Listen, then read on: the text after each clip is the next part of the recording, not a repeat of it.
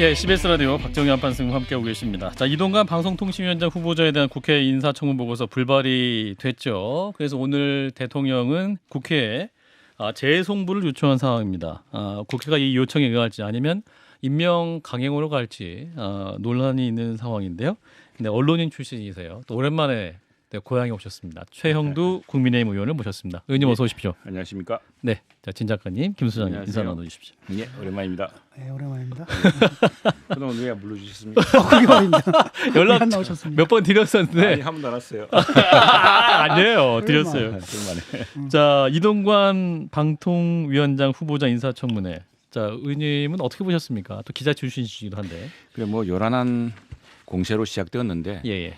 결국에는 그냥 일방적 주장에 그치지 않았나 생각을 하고 물론 이제 뭐 우리가 완벽하면 좋겠지만은 그러나 예컨대 그 학폭위를 주장했던 부분도 당시에 우리 그 김병욱 의원이 조목조목 반박을 했습니다만 당시 하나고등학교 내부에서 있었던 여러 가지 사례 이제 이런 그 일련의 과정이 있거든요. 예, 그 과정에서 그 좀 지나친 주장이 아니었나라는 생각이 들고 또 그렇게 주장했던 사람이 사실 그 당사자도 아니었어요. 그 사건을 아는 사람도 아닌 사람이 뭐 정치적 행보를 뒤에 또 한 걸 보면은 민주당 보좌관도 하고 했던 분인데 그분이 오히려 학교에서 다른 문제 때문에 징계에 직면해서 그걸 반전시키기 위한 다른 정책 이슈를 만든 것 아닌가라는 그런 얘기도 있고 제일 큰 게 학폭 문제였는데 학폭 문제는 그게 민주당 주장대로 일방적으로 그렇게 시원하게 한 방에 있게 끝나진 않았고 또 오히려 뭐 김병욱 의원 등이라든가 해서 반박하는 걸 보면은 그게 과연 그렇게 심각한 문제였다면은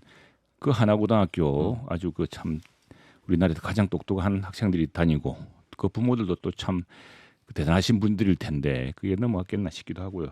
이제 주로 정책보다는 이제 그 학폭 문제 또 무슨 문건 문제, 언론 탄압 문건, 예, 문건 문제.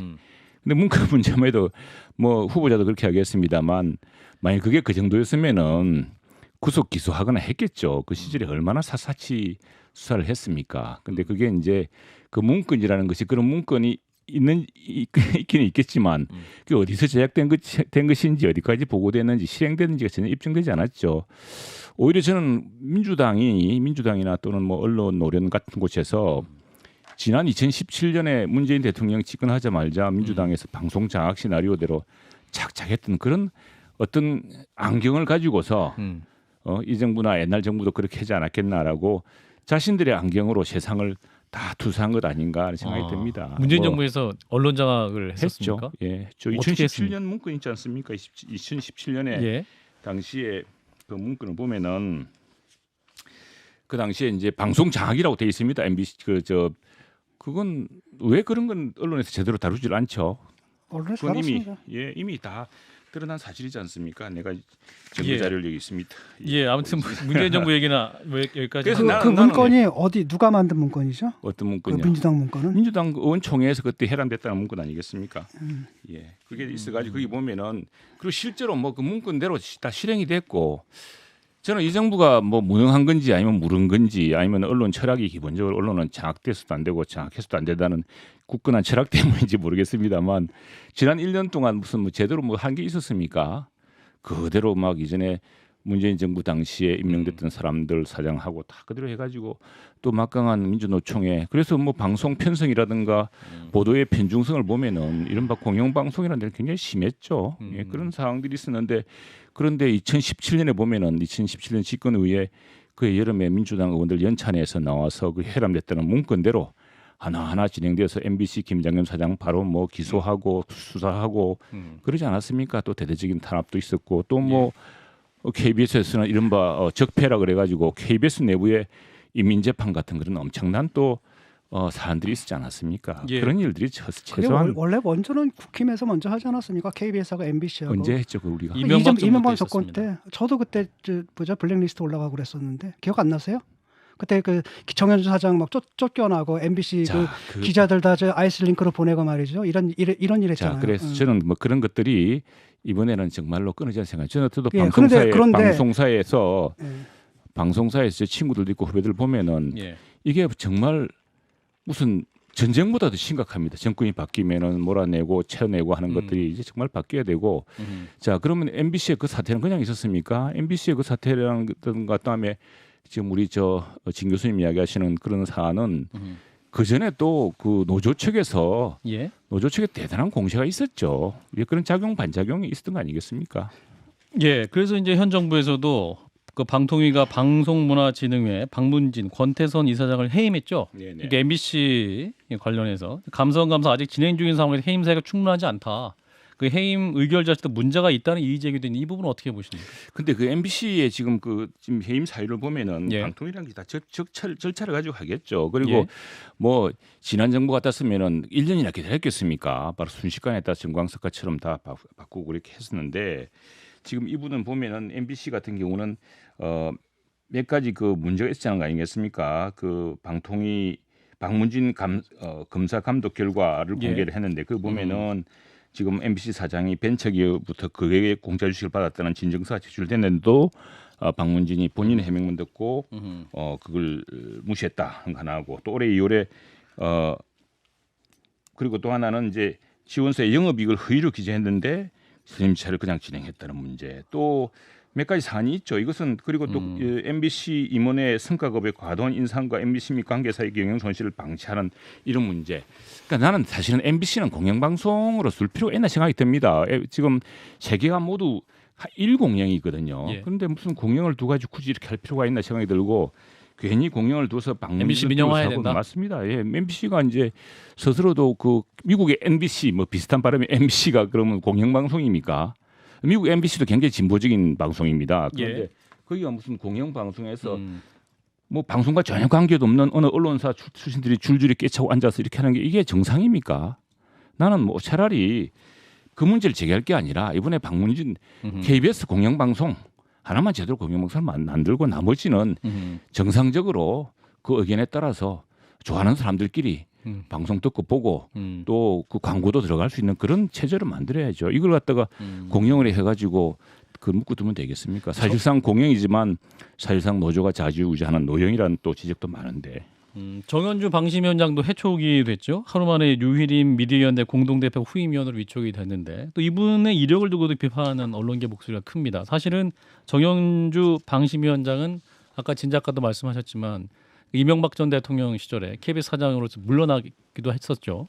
그래도 다시 복권이 됐고, 네. 근데 이게 다시 또 반복되는 상황이 아니냐. 또 정현주 방심위원장은 해촉된 것에 대해서 또 이제 소송을 진행하는 이런 상황인데. 정현주 이 해촉된 이제 여러 사유가 있겠고 예. 또 법원이 또 판단을 하겠죠. 많이 소송을 건다면은 예. 그런데 이것도 생각해 보십시다. 우리 저도 뭐 정현주 우리 방심위원장님은 언론계 대선배로서 아는 분이고 또 뭐 동아투 때까지 올라가면 참 역사가 긴 분인데 예. 사실은 KBS 사장 오실 때도 굉장히 깜짝 놀라지 않았습니까? KBS 사장 그 한겨레 신문 워싱턴 특파원 출신이 갑자기 와서 다들 깜짝 놀라고 했는데 그 뒤로 또 뭐 방송을 하고 뭐 이랬던 것도 그렇고 예. 어쨌거나 이 문제도 지금 다 그 이유가 있죠. 근데 예. 어디입니까? 권태선 방심위원장, 방심위원장, 정현주 방심위원장, 박문진 이사장, 예, 권태선 방문진 이사장. 헷갈립니다. 예. 방심위원장이 예. 정현주. 예, 맞습니다. 예, 예. 예, 이분도 지금 여러 가지 그 징계에 적합한 이유가 있어서 이제 징계를 했다고 하는 것이 방통위의 주장이고요. 근데 이제 유희림 저는 언론계에서 선배 만나봤는데 이분 참 괜찮은 분이었습니다. 그런데 이게 이제 우리가 방송사가 진영으로 나뉘어서 노조로 나뉘어서 서로 내 편 아니고 저 편이라고 편가르게 하고 하면 하는데 아마 직접 아시는 분들은 이분이 굉장히 지금 뭐 일각에서 주장하듯이 그렇게 편파적인 분이 아니거든요. 그래서 KBS 하시고 다 MBC YTN까지 나중에 YTN까지 계셨죠 이분이. 예. 또 여당에서 임기 끝나는 김효재 방통위원장 직무대행 후임에 이진숙 전 대전 MBC 사장을 추천을 했는데 이진숙 전 사장 같은 경우 MBC 있을 때 세월호 참사 오보 책임 논란이 휩싸이기도 했었고 이게 대통령 후보 시절 윤 대통령 후보 시절 언론특보를 맡은 것에 대한 보온 인사안이나 이런 비판도 있습니다. 왜냐하면은 이거는 이제 지금 방통위가 예. 우리가 정부 여야가 이제 그 배분 비율로 왜냐하면 그 이제 우리 기본적으로 국민의 대표성이라는 것을 다르게 담보할 장치가 없지 않습니까? 그래서 여야가 방통위원을 분배를 해서 그 여야가 추천한 몫을 가지고서 그 공정성이나 말하자면 균형을 찾도록 만든 것이 지금 방통위 이 위원회 구조거든요. 예. 그리고 MBC 이준숙 방통위원 뭐 추천된 분만 하더라도 한동안은 우리 정말 여성 기자로서 전쟁 취재 이라크 전쟁 때 사닷 후세인 인터뷰를 최초로 하고 예. 엄청난 전설적인 분이었는데 역시도 이제 MBC 노조 사태 때 당시에 MBC의 이제 간부다 보니까 간부의 무슨 위원장이 되어서 노조의 공격을 받고 그러니까 졸지에 이제 참 우리가 볼 때 굉장히 괜찮던 언론인들이 예. 이 방송사 내분과 내용 사태 해서 전부 다 주온 글씨가 새겨지는 이런 악순환을 좀 끊어야겠다. 그리고 이제 뭐 겪어보셨으니까 이제 그런 전 일방에 의한 그 매도라든가 주온 글씨라든가 이런 것들이 얼마나 가혹한지 스스로 겪어보셨으니까 뭐 많이 당해보셨잖아요. 이제 그런 일은 그래서 이제 일은 언론계에서 아시겠죠. 우려는 그런 점에서 무슨 말씀하시는지 그런 하나도 점에서 이해를 못 하겠거든요. 방송통신위원회가 이제 예. 5인 체제로 구성이 되는 게 이제 합의를 전제로 해서 구성을 하고 뭐 대략적으로 우리가 볼 때 3명이 여당, 2명이 야당 하는 구조로 네. 원만하게 가려고 노력을 해온 거 아닙니까? 중간중간에 그렇죠. 삐끄덕대는 네네네. 점이 있었지만 네. 근데 지금까지 저희가 한 10분간 했던 쭉 얘기를 보면 그것을 다 지금 빼내고 최민희 의원 같은 경우는 하여튼 뭐 이런저런 일을 들어서 임명을 안 하고 보류를 해놓은 상태에서 방통위원장 날리고 2명이서 지금 5명이 해야 되는 합의제 구조를 두 분의 여당 의원이 지금까지 쭉 진행해오면서 지금 MBC도 해고하고 KBS 이사도 해소하고 해고하는 과정이 의원님 방금 설명하셨던 어떤 여야의 협의 정신이 좀 빠져 있는 것 같아서 매우 아니, 아쉽거든요. 왜냐하면은 저 한 분이 지금 이제 민주당 추천 몫인데 그분이 이 저 표결에 참여하지 않겠다고 해서 스스로 이제 표결을 포기하신 거죠. 반대 예. 표시를 의사는 표시하되 음. 표결에는 참여하지 않은 방식으로 그래서 표결이 성립되지 못한 것이고 그다음에 그 한 분이야 뭐 지금 다른 임명 절차에 관한 여러 문제가 있을 텐데 그건 뭐 또 변론이라고 생각하고요. 그게, 예. 그게 문제라는 게 대통령께서 임명을 안 해주니까 생기는 문제인 거예요. 사실 뭐 최민희 의원이 갑자기 뭐 이상한 일을 해서 생기는 문제는 아니라는 점에서 좀 여야가 대화를 할 수 있으면 좋은데 네, 정규 뭐야 하고 있는 게 대화를 아쉽다는 해야겠죠. 거죠. 예. 제가 볼 때 그냥 MB 그때 그 사람들이 다시 컴백하는 거 가지고 똑같은 일을 지금 할 거거든요. 근데 하는 방식도 똑같고 지금 터는 거 아닙니까? 그게 털고 사실 저도 뭐 그렇게 털려봤거든요. MB 때 기분 더럽거든요, 정말. 계속 그렇게 털어가지고 그 흠집 잡아가지고 일단은 잘라놓고서 정현주 그 당시 사장도 결국 무죄 받았잖아요, 그렇죠? 잘린 다음에 맞습니다. 이번에도 예. 그렇게 할 거라는 거죠. 근데 왜 똑같은 짓을 하시면서 굉장히 정상적인 일을 하는 것처럼 말씀하셔가지고 제가 좀 황당하거든요. 이게 내가 말씀드리고 싶은 것은 그냥 솔직하게 말씀하세요. 그냥 쟤네들 그랬고 우리도 그런다라고 말하면서 아니 그냥 이해가 저희들은 되거든요. 그렇게는 하지 않습니다. 그렇게 할 실력이나 그렇게 할 의도가 아니, 지금 있다면 이동관 진작 했겠죠. 이동관 씨를 임명한 거라든지 이런 네. 것들이 아니 거기에 대해서는 우리 진 이동관 교수님은 뭐- 진 교수님의 시각이 있고 또 편견이 있지 않겠습니까? 진 교수님은 다 공정합니까? 우리가 다 전부 저마다 확정 편향도 있고 그렇지 않습니까? 그렇죠. 근데 적어도 의원님보다는 공정하다고 제가 자부합니다. 예, 그러니까 이제 이명박 시즌 2가 아니냐 이런 문제 제기하시는 분도 있죠, 사실은. 이제 이동관 언론 특보가 아니 그러니까 당시 이제 수석이 다시 복귀를 하고 당시 또 이명박 정부 시절에 활약했던 분 다시 복귀를 하니까 이제 여러 문제 제기를 하는 건데 그 공영방송 지배구조 보수나 진보 정부가 오는 건 상관없이 불편부당한 공영방송으로 지배구조 이번 정부에서 바꿔주시면 안 됩니까? 그렇게 해야죠. 예, 그렇게 해서 그렇게 하나 이제 기준을 만들어야겠죠. 만들어야 될 텐데, 음. 아니 그렇게 좋은 그러면 지배 구조를 왜 민주당 때는 안 바꿨습니까? 그래서 정권 교체가 돼서 이제 현 정부에서 이제 하셔야 될 것 같습니다. 아니 그런데 왜 그때는 자기들 지금 그래서 이게 이제 예. 참 어려운 문제입니다. 이제 예. 공영방송의 공영성, 그 국민의 대표성을 어떻게 대표할 것이냐. 음. 근데 지금 뭐 민주당이 주장하는 바에 따르면 이걸 10몇 명으로 만들자는데 음. 그러면 그 10몇 명은 누가 대표합니까? 예, 그러면 방송계 종사자, 이렇게 방송계 무슨 시청자위원회 종사자 이 사람들이 국민을 다 대표합니까? 그래서 지금 미우나 고우나 국회라는 것은 여야가 있고 국민이 뽑아줬기 때문에 예. 또 여당이 되면 여당이 차라리 나는 뭐 그게 아니라 다수당 대 소수당으로 하자 뭐 이렇게 한다면 사실 그것도 새로운 기준이 되겠다 싶어요. 그런데 여당 때는 다 여당이라고 다 해놓고 이제 바뀌니까 이제 숫자를 늘리자.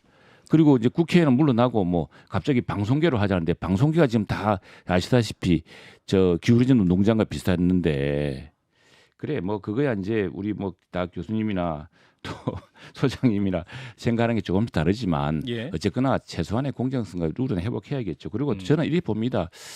그 우리가 이제 사람을 하는 사람을 딱 좋은 글씨 새기고 그 스티그마를 바꿔서 시작하면 끝없이 악마화할 수 있지만 나는 최소한 그렇지 않다고 봅니다. 이동관 후보자가 이동관 후보자도요.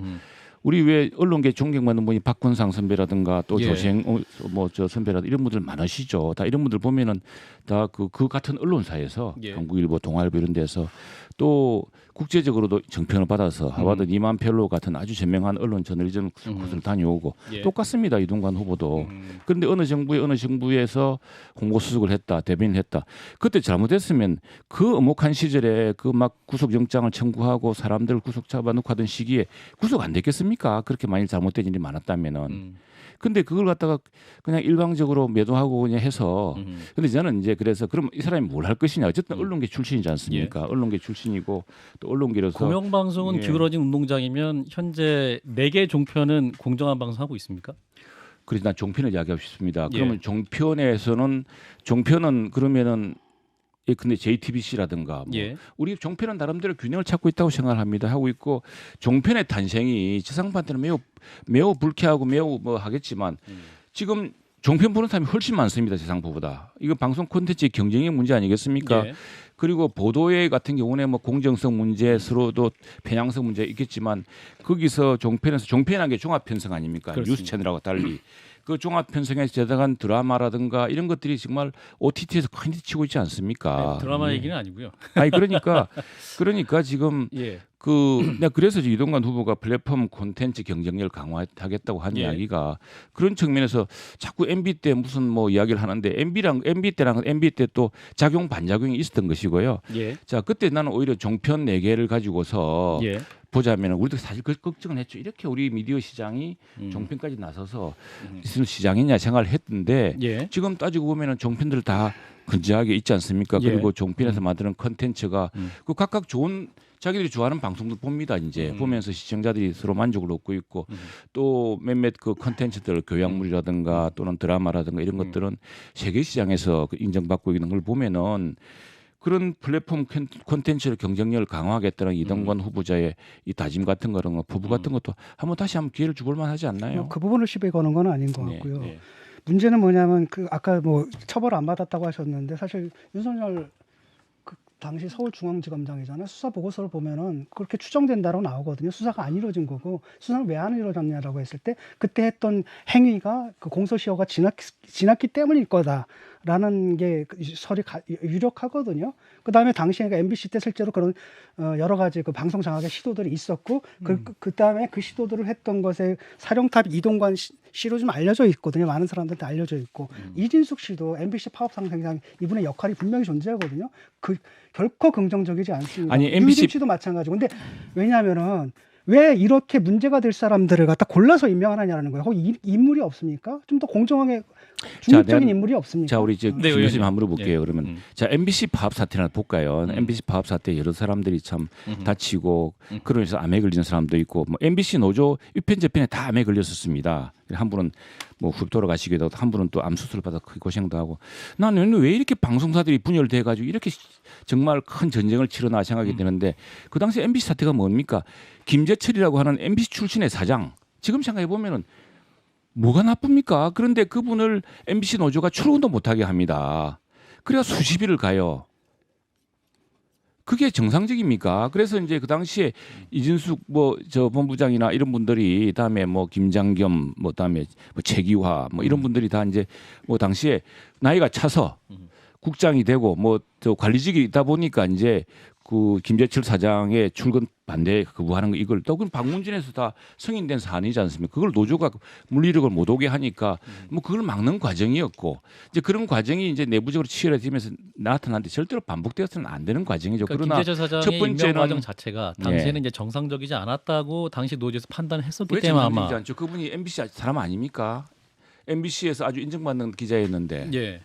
근데 그건 그 전 사장의 노조가 이렇게 반대를 하면은 노조가 반대하면 무조건 그건 안 되는 사람입니까? 그 전에 뭐 사장을 또 해임을 하고 또 하고 뭐 이런 거 아니겠습니까? 요번에도 마찬가지거든요. 요번에 이제 해임하고 오실 분은 이번 정권 사람이라는 건 누구나 다 아는데. 그래서 나는 예. MBC는 이제 공영방송 하지 말자. 이제 공영 우리 KBS 공영 하나만 튼실히 키워도 중요하고 MBC는 MBC 때 좋은 사람들끼리 미국 MBC처럼 가든지 팍스뉴스처럼 가든지 그렇게 스스로 좀 자립해서 살자. 지금 언제까지 무슨 공영에 탈을 쓰고 그렇게 합니까? 근데 옛날에 그 저 유경재단인가요? 거기 30% 갖고 있는데 MBC가 지방까지 다 하면 부동산이 천문학적인 액수인데 사실 박정희 대통령 당시에 그 지분을 취득하는 강적이 정당했다라고 보기보다는 지금 이제 공영방송을 그래서 이렇게 묶여 있는 이 100% 지분을 누구한테 팔 수 있을까요? 저도 그래서 그걸 정수장학회가 그걸 다 팔아서 수조 원에 달하는 장학기금을 만들어서 못 살고 어렵고 과학기술 영재들을 좀 교육시키는 그런 기금에 썼으면 좋겠어요. 뭐 한다고 방송사에 그런 엄청난 재산을 묶어둡니까? 수조를 갖다 인수할 기업이 어디죠? 아 있겠죠. 그 MBC 그걸 그 이제 민영화는 그러면 여러 해서 이제 그래서 그게 무서워서 그럼 MBC를 그냥 둡니까? 아니 그게 아니라 하여튼 국민의힘 내부에서 이제 MBC 민영화 관련돼서는 상당 부분 좀 공감대가 있으신 건가요, 그러면? 아니 거죠? 그건 많은 삼천 가지 다공영 이런 우리나라 같이 외국에 아하. 이렇게 다공영이 없습니다. KBS 이텔레비전 같은 경우는 어떻습니까? 글쎄요, 그건 어떻게 하면 좋을까요? 그 원래 그 TBC 거 있잖아요, 그거. 예. 왜 그런 거는 전두환 때 한 그거는 왜 정상 안 지킵니까? 여기 오랜만에 오셨는데 굉장히 핫한 토론이 됐습니다. 좀 다시 모셔서 예. 또 말씀 오늘 벌써 끝났습니까? 예, 여쭤볼 게 많은데 언론 얘기만 하고 끝났네. 뭐 난 캠프 데이비드 준비를 봐야 했는데. 최형 전공이 예, 이겁니다. 여기까지 하겠습니다. 최형두 국민의힘 의원이었습니다. 고맙습니다. 좋아요? 구독. 알림 설정.